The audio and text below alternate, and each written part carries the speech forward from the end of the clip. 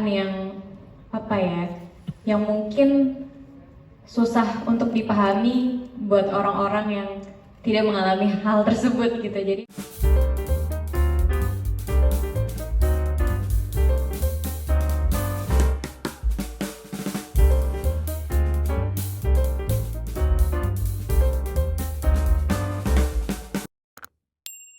mudah-mudahan kerjasama ini akan berjalan lancar dan lebih baik lagi ke depan. Ya, terima kasih atas supportnya. Bagi saya film ini, waktu saya cerita sedikit, saya dapat judulnya, saya diceritakan oleh tim kreatif, dibilang Pak ada film, ada buku judulnya Bismillah Aku Menikahi Suamimu. Saya mau. Judulnya udah kontroversi, sudah menarik, tapi cara judulnya awal-awal kalau kontroversi itu udah dapat perhatian orang. Tapi di sini ada banyak unsur moral value, bukannya menggurui, tapi banyak yang kita bisa belajar dari film ini. Maksud saya buat film ini bukan menggurui atau mau orang belajar, yang pasti mengentertain penonton, dan mudah-mudahan dengan mengentertain bisa selain terhibur, bisa dapat hikmahnya, value-nya dari film Bismillah ini. Dan juga saya sangat senang kalau lihat film yang ada relatable factor.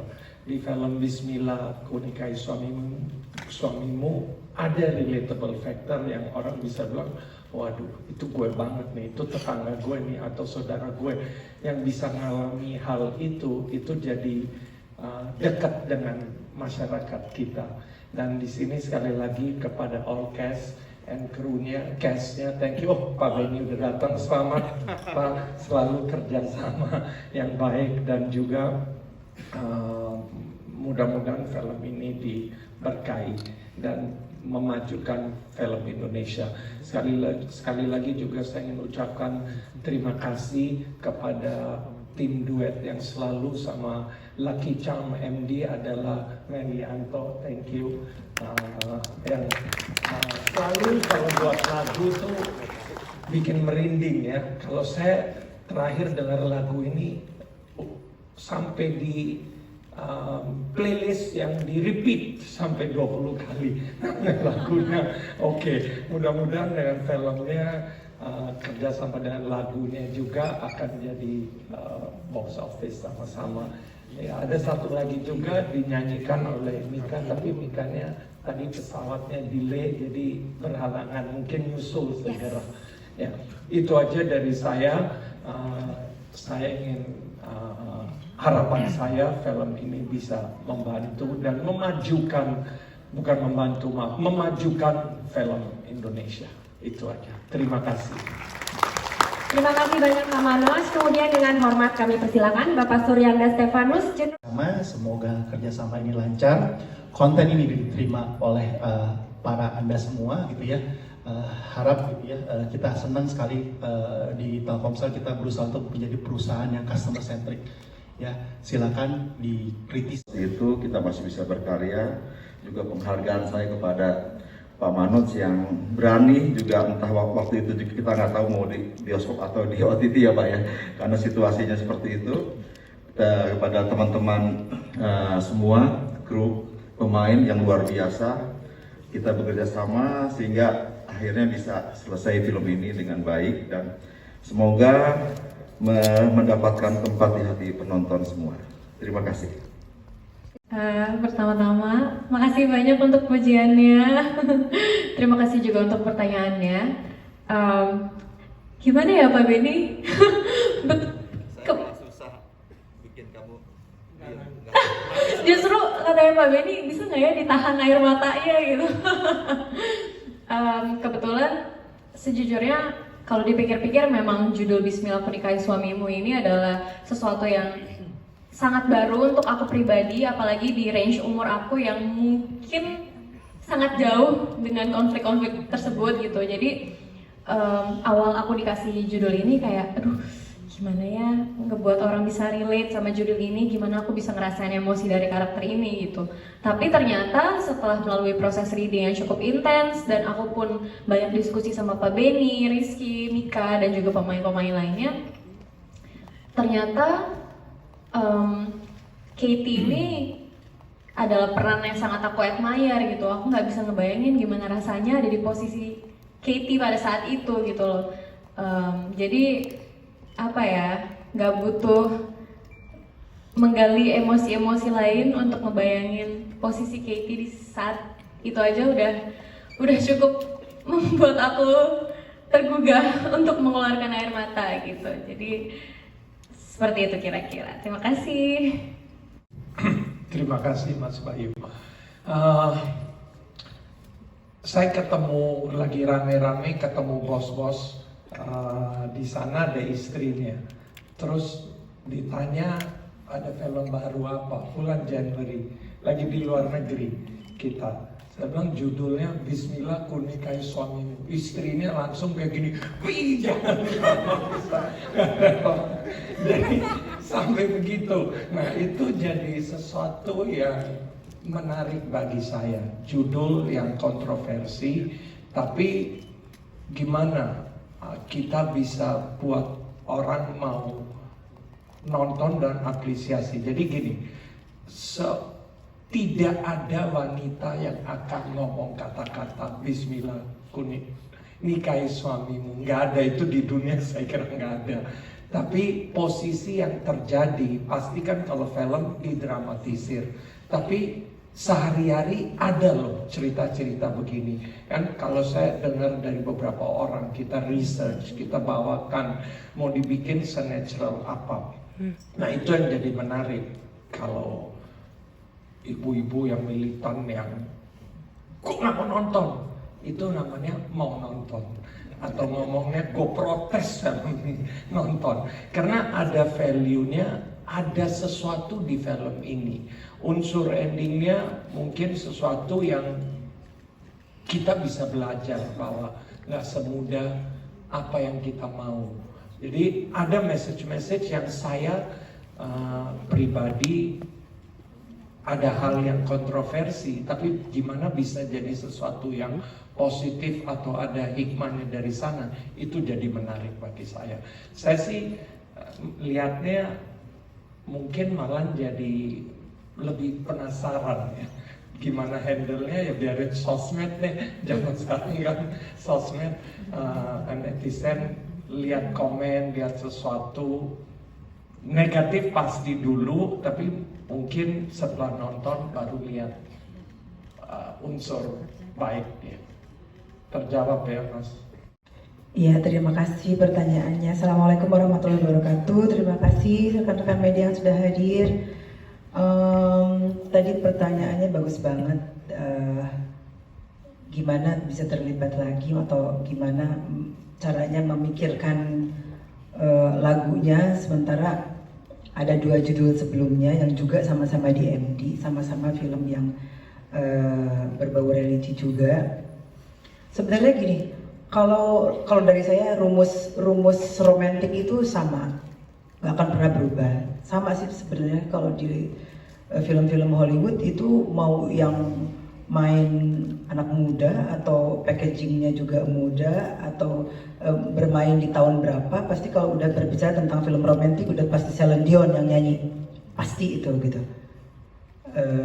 Begitupun pula di sini rumus romantik itu ya kalau nggak duet ya dengan lirik-lirik yang harus bisa merangkul semua hati yang nontonnya gitu. Kalau misalnya mau menangis ya menangislah, jadi keluar dari bioskop mendengarkan lagunya harus nangis lagi, itu kalau rumus saya seperti itu. Lalu waktu untuk soundtrack ini sama sih seperti yang tim yang lainnya juga pasti agak serem ya dengar judulnya ya. Tapi karena saya percaya banget kalau misalnya film terus Pak Manoj turun tangannya betul-betul itu berarti film gede gitu. Biasanya gitu sih. Agak gengges sedikit biasanya Pak Manoj sih, karena biasanya banyak revisi dan agak Tapi saya senang biasanya kalau bapak yang kemauannya banyak, keinginannya banyak, filmnya gede dan biasanya sih box office biasanya gitu. Bismillah ini juga. Kemarin sempat kita ada beberapa pekerjaan yang kemudian kemungkinan kita nggak terlibat di film ini. Tapi lagi-lagi karena Pak Manus itu orangnya nggak punya plan B. Kalau udah mau A nggak bisa diganti. Jadi akhirnya saya bilang sama Pak Manus, Bismillah, ku buatkan lagu untuk filmmu. Dua film sebelumnya, film Bismillah Ku Nikahi Suamimu juga antara lagu dan filmnya mempunyai sinergi yang baik sehingga membuahkan energi yang bagus juga untuk pencinta film Indonesia dan bisa lebih box office dari dua judul sebelumnya. Amin. Terima kasih. Yang di musik terus ngomongin siapa nih yang akan nyanyi gitu.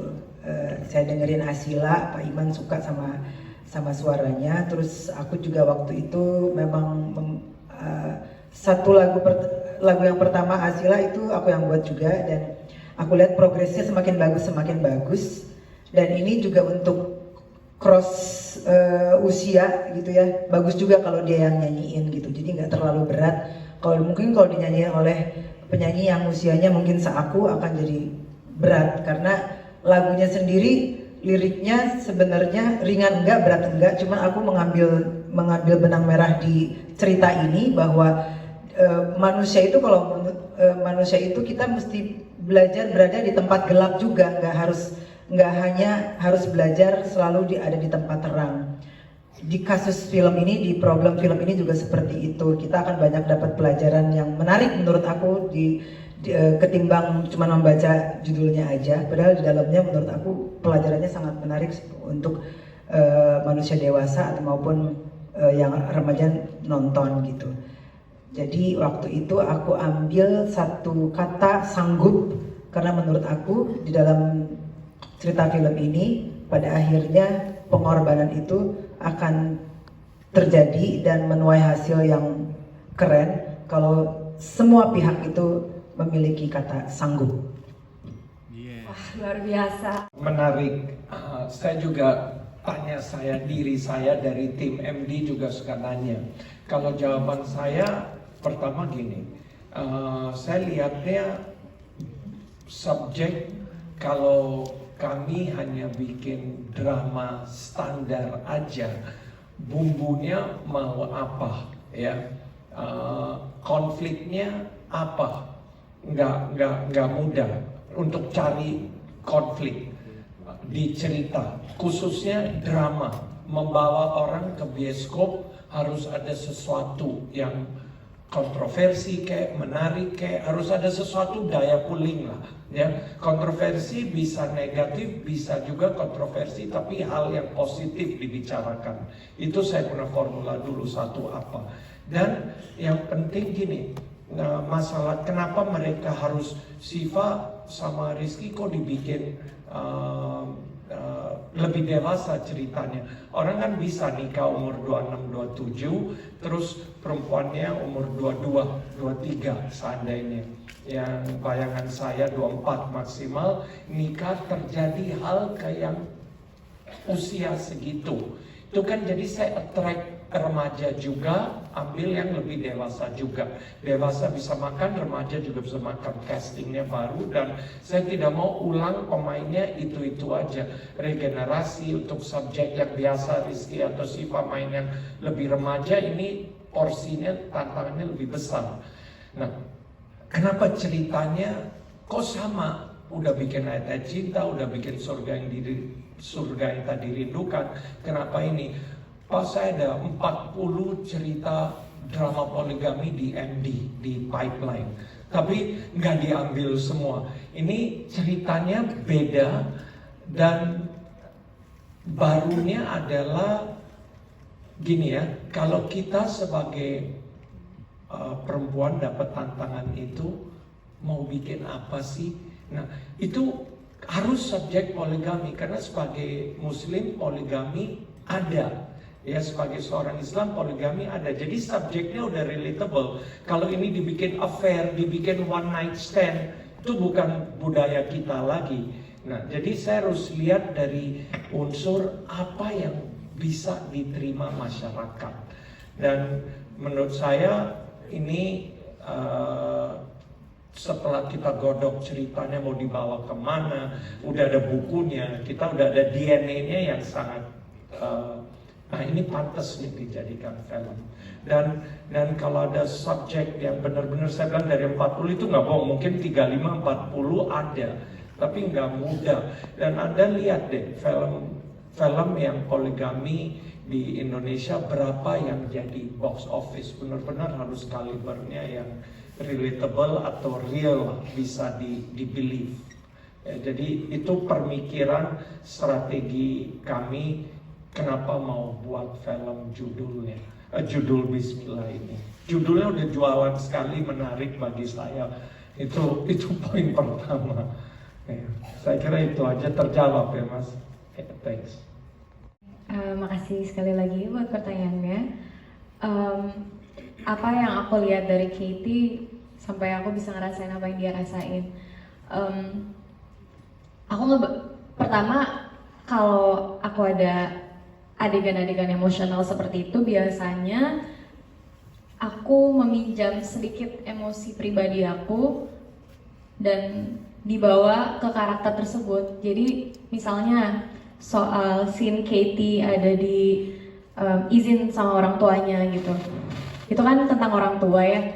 Dan of course soal orang tua udah pasti sensitivitas aku sangat tinggi. Jadi memang gampang sekali untuk meminjam emosi pribadi aku dan aku tuangin, ngebayangin gimana ya rasanya jadi Katie. Maksudnya dia berbeda keyakinan dari orang tuanya dan aku ngebayangin keputusan yang Katie ambil itu bukan cuma sekedar karena apa ya, karena dia emang masih sayang sama Malik ataupun alasan lain, tapi karena Katie cinta sama Tuhannya gitu. Jadi itu perasaan yang apa ya, yang mungkin susah untuk dipahami buat orang-orang yang tidak mengalami hal tersebut gitu. Jadi memang ternyata gimana ya ngerasain rasanya jadi Katie ada di posisi ini, gak ada yang paham gimana rasanya jadi dia, tapi cuman dia yang tahu rasanya kayak gimana gitu. Jadi ya kira-kira seperti itu sih gitu. Jadi ini pertama kali aku bawain lagu untuk soundtrack film layar lebar, jadi it's a new experience for me. Jadi waktu aku dapat materi dari Tante Meli, aku kaget karena lagunya dalam banget, it's super meaningful juga. Terus indah juga lagunya, musiknya juga mantap, megah banget. Jadi it's an honor for me buat bawain lagu ini. Terus jadi tanggung jawab juga buat aku karena aku harus masukin roh dari aku bernyanyi kan ke lagunya, dari nyanyian aku dari lagu Sanggup ini. Terus aku nggak pernah ngalamin yang relate dari lagu ini atau dari filmnya, nggak pernah, semoga enggak juga nanti di kedepannya, amin. Jadi sebenarnya nggak susah untuk masukin emosi aku ke dalam lagunya. Aku coba ngebayangin gimana sih perasaan tokoh-tokoh yang ada di filmnya, mereka bakal gimana kalau mereka ada di suatu situasi yang kayak gitu, which is situasinya sulit, situasinya susah, sedih dan lain-lain. Jadi itu yang coba aku masukin saat aku bernyanyi. Gitu sih. I wanna say thank you juga buat Tante Meli, buat Om Anto, untuk penyanyi, pokoknya buat semua thank you so much. Gitu, terima kasih. Sekali bisa diajak main film lagi. Saya sama MD sudah 4 film kali ya. Kita kali ini sudah 4 film. Apalagi yang ngajak Benny Setiawan dengan layangan putusnya. Saya langsung berpikir jangan-jangan saya yang main adegan nikah lagi nih. Saya udah punya kepikiran begitu ya.